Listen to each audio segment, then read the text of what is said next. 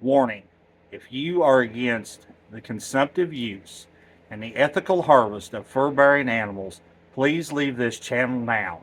This is no place for pansies, sissies, or crybabies. Hey trappers, Dale Billingsley here, Billingsley Brand Lures. Guys, I've had kind of a request to make a video about red fox, specifically a dirt hole.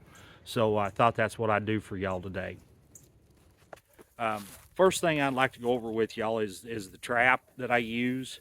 Now there have been thousands upon thousands of fox caught in a 1.5 coil spring and the MB 450s, and now that Duke is coming out with a 450 as well, you know that's going to be a whale of a trap, and they're even making it so that you can take the cast jaws out of it if you want to and flip them around to make it offset. So that's going to be a heck of an asset to us all. I prefer somewhere in that 1 3/4 and that number 2, and the reason I like that 1 3/4 and that number 2 is it'll hold fox just plumb well. You know, it's a fantastic fox trap, but it will also hold the majority of the coyotes that come through. It will hold the bobcats just fine. This happens to be a number 2, one of the old number 2 round jaw Montgomerys. Nothing special about it. It's swiveled off the side here. Got about 18 inches, maybe 20 inches chain on it. Got my split ring there, and for disposable on this one, I'm running the heavy duty Berkshire disposable stake, and I like the pogos just fine too. I've held thousands of animals with a pogo. The only thing I do to them, you know, and it wouldn't hurt if you laminate them, that's fine, but these old Montgomerys have got big, thick, rounded jaws anyway, so I don't see that it's really necessary. The only thing that I do is adjust the pan tension. I like to run about 2.5, even up to 3 pounds of pan tension's not too much. 3.5 even. I'm catching red fox in my coyote sets just fine. You know, and plus you still catch the coon, you still catch the skunks, the possums, the cottontails, those kind of things. So I don't see where 3.5 pounds is too much. As far as pan covers, I know I like the wire screen, and I know a lot of y'all have questioned me and had trouble with it wanting to bubble, and I did put a video or 2 up actually. If you go back into my playlist in Trap Talk, I believe you can look those videos up. I show you how to remedy that problem of that hump and that bubble in that wire screen. But they've now got these handy dandy little pads that are water resistant. They don't freeze. You can order these. I ordered mine through Cumberland's Northwest Trapper Supply, which is where I get about 90% of my stuff. The other 10% I get through Schmidt Enterprises, and they just slide underneath the pan like that, and there they are. Works really, really well.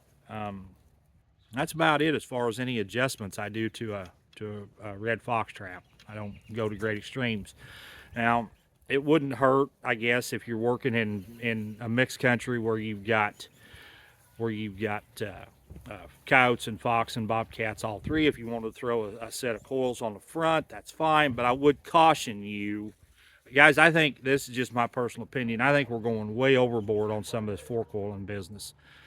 Set of coils on the front serves 2 purposes. Okay, number 1, it does add a little strength. Okay, not a lot, but it does add a little strength to the holding power. The biggest thing is when a double coil trap goes off, and if you set a double coil and you put it on the ground and put your thumb under the loose jaw and hit the pan, you'll see what I'm talking about. That trap goes off and it rolls. Okay, by adding a set of 4 coils on it, extra set of coils on the front, now you balance that, and when that trap comes off, it goes straight up. Okay, that's the big advantage. That's the big advantage to adding 4 coils. Plus they help cut cover when we got a little frost and those kind of things. But the biggest thing is that trap comes straight up instead of wanting to roll on you. So you know, like I said, I think we're going way overboard on some of this stuff. I think it's we're making amputators out of them, and I hate to see that.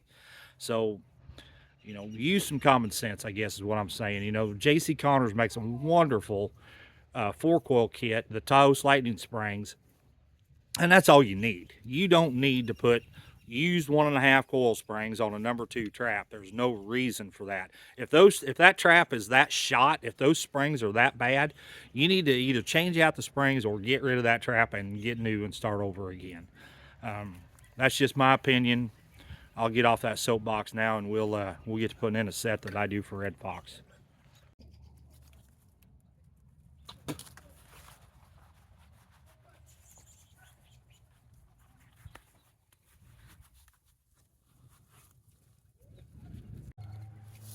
Okay, so we're gonna stake our trap back here towards the back of the trench, so that when that fox or coyote is spinning, they're not ruining our trap bed, so to speak.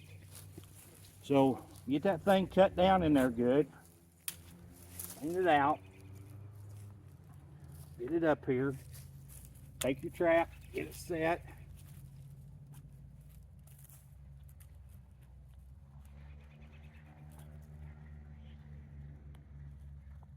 Damn it. Okay. Now, like I said, the trap will be staked back here, not down in the bed. I got him back here.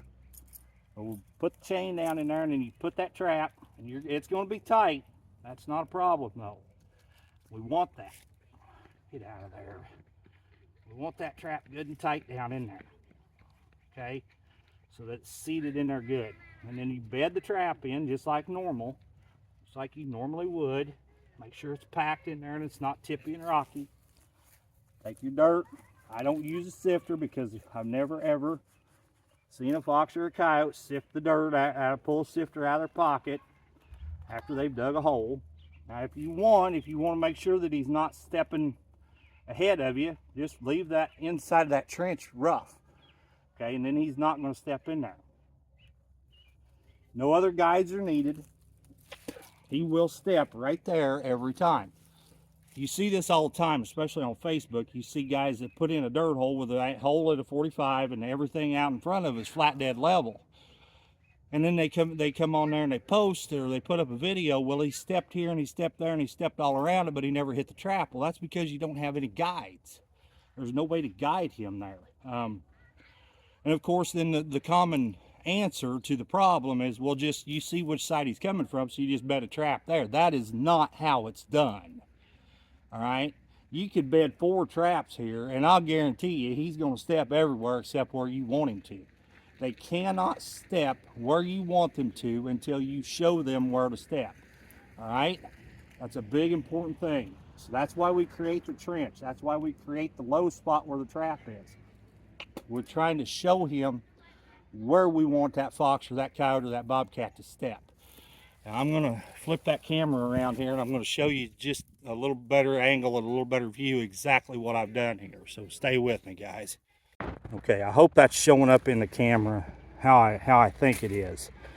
And I'm going to stick my spade in there so you got a better idea the angle that hole is. See how it's down low and flat back in? You'll have a lot less misses and a lot less dugout baits and sheep wool or whatever you're putting your bait on if you'll dig them straight back like that instead of up there at a 45 or a 65 or whatever. Just go straight back. And that's a completed set.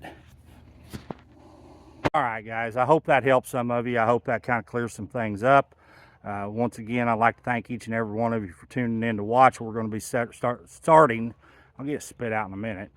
We're going to be starting to set some beaver traps here in Iowa. Now that we're back home, I'm going to start on Saturday, so hopefully we'll have some footage and some catches there for you.